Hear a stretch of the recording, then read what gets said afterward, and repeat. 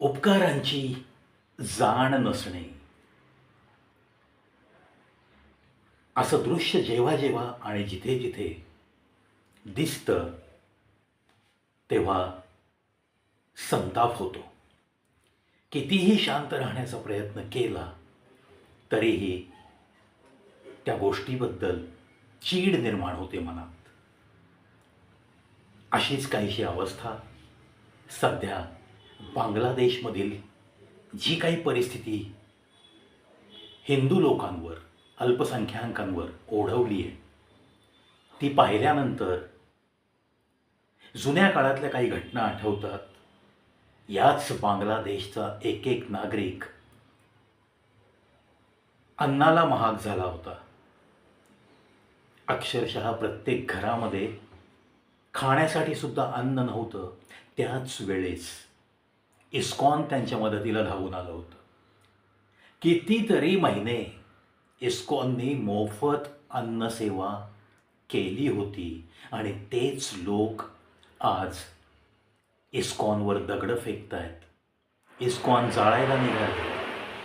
चिन्मय दास नावाचे आपले तिथले सेवक आहेत, श्रीकृष्णाचे भक्त, त्यांना अटक केली आहे.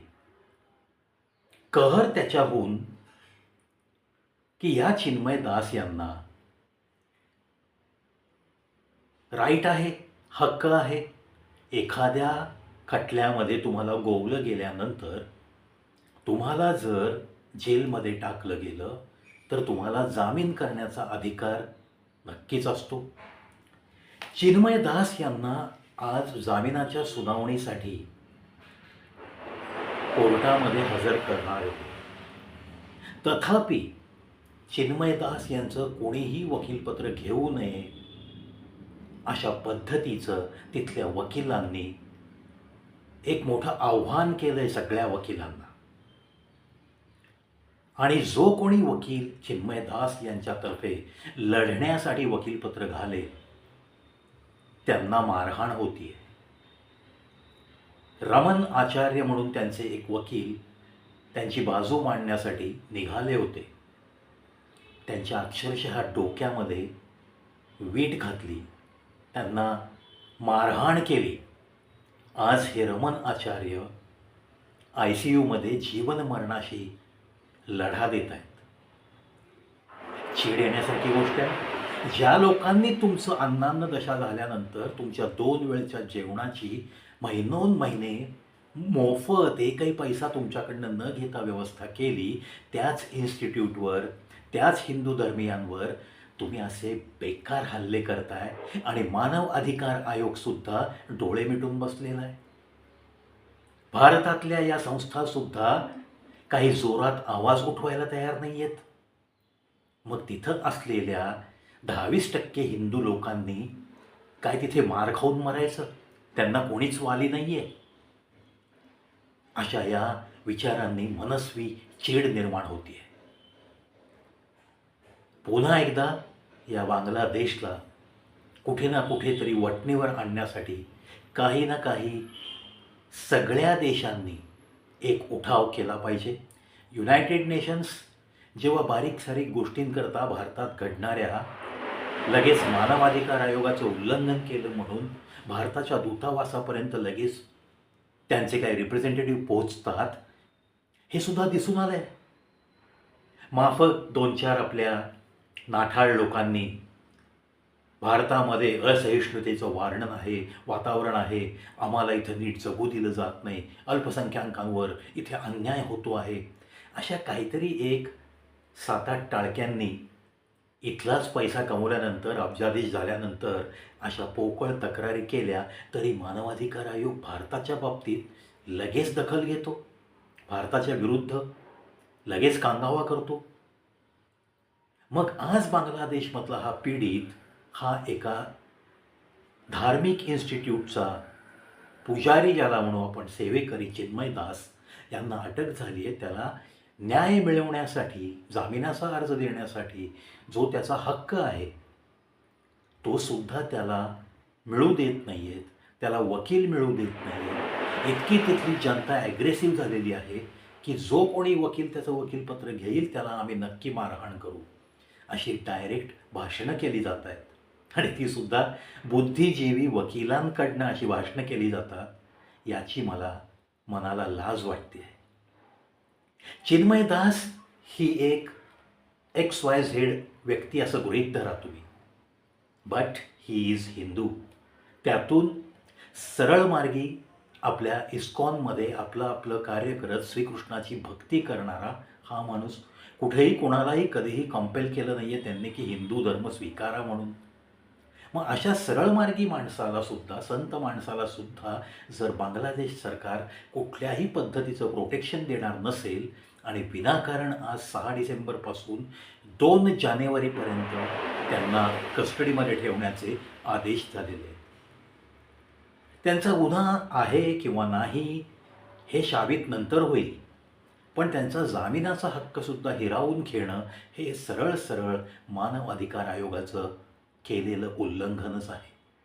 याच्याविषयी मला तरी असं वाटतं की भारतातून नागरिकांनीसुद्धा मोठा उठाव करणं गरजेचं आहे, इथल्या बुद्धिजीवी वकिलांनीसुद्धा मोठा उठाव करणं गरजेचं आहे आणि भारत सरकारला नक्कीच हलवलं पाहिजे.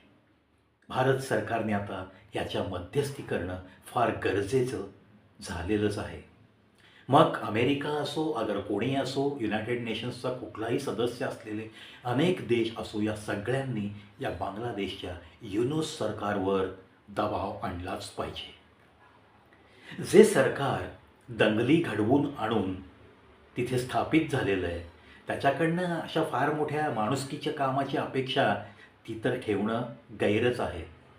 Wien a non political person has been appointed as the main person of any country, how we can expect. सरळ आहे ना.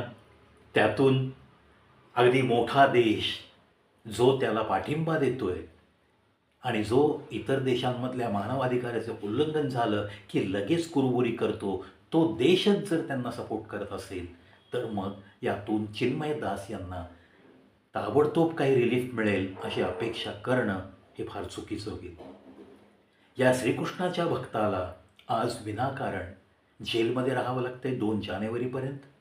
नक्कीच खेद वाटतो आणि कुठून ना कुठून काहीतरी उठाव झाला पाहिजे, कोणाचं तरी वकीलपत्र गेलं पाहिजे, त्यांची बाजू मांडण्यासाठी हिरिरीनं कोणीतरी गेलाच पाहिजे. पण तसं तो जाण्यासाठी त्याचा जीव वाचेल असं पोषक वातावरण तिथं निर्माण करण्यासाठी आपल्या भारत सरकारला नक्की मध्यस्थी करावी लागेल. चला मित्रांनो, आशा करूया असा कुठल्याही देशात कोणालाही कोणावरही अशा पद्धतीने अन्याय झाला नाही पाहिजे.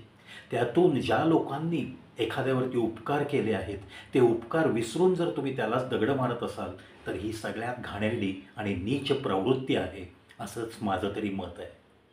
एहसान फरामोशी ज्याला आपण म्हणतो हिंदीमध्ये, ती जिथे जिथे दिसते तिथे तिथे मला प्रचंड राग येतो आणि त्याचंच हे प्रत्यंतर आहे की असा व्हिडिओ मला बनवावासा वाटला. पुन्हा एकदा चिन्मय दास यांच्याबद्दल नक्कीच संवेदना आहेत आम्हाला आणि भारत सरकारपर्यंत हा आवाज पोहोचू शकतो का हे आपण पाहायचं आहे. जास्तीत जास्त या व्हिडिओला शेअर करा, कारण भारत सरकारने काहीतरी मध्यस्थी केल्याशिवाय मला तरी नाही वाटत की बांगलादेशमधला हिंदू सुखरूप राहू शकेल. रोज हल्ले होत आहेत, रोज हल्ले होत आहेत. आज रमन आचार्यसारख्या वकिलावरती सुद्धा जीव घेणा हल्ला झाला आहे आणि हे न थांबणारं सत्र सुरू आहे तिकडे. आणि तरीही आपण बिनधास्त झोपायचा 8 तास 10 तास.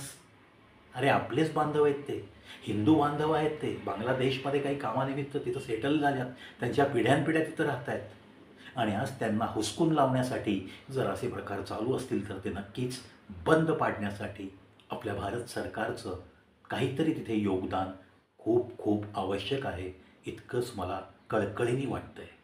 म्हणून पुन्हा एकदा नम्र विनंती भारत सरकारमधील संबंधित अधिकाऱ्यांना की काहीतरी याच्यामधनं चांगला तोडगा नक्कीच काढता येईल. तुम्हाला लवकरात लवकर मध्यस्थी व्हावी. जे कोणी फॉरेन अँड एक्सटर्नल अफेअर्स मिनिस्ट्रीमध्ये जबाबदार अधिकारी आहेत त्यांच्यापर्यंत हा आवाज पोचला तर मी मला स्वतःला नशीबवान समजतो. पुन्हा एकदा बांगलादेशमधल्या भयभीत झालेल्या हिंदू समाज आणि इतर अल्पसंख्याकांसाठी खूप खूप संवेदना. त्यांच्यावरती कोणता अरिष्ट येऊ नये, लवकरात लवकर राष्ट्रांनी मध्यस्थी करावी आणि त्यांना चांगलं जीवन जगता यावं याच अपेक्षेसह इथेच थांबतो. पुन्हा भेटूयात मित्रांनो अशाच एका नवीन विषयासह.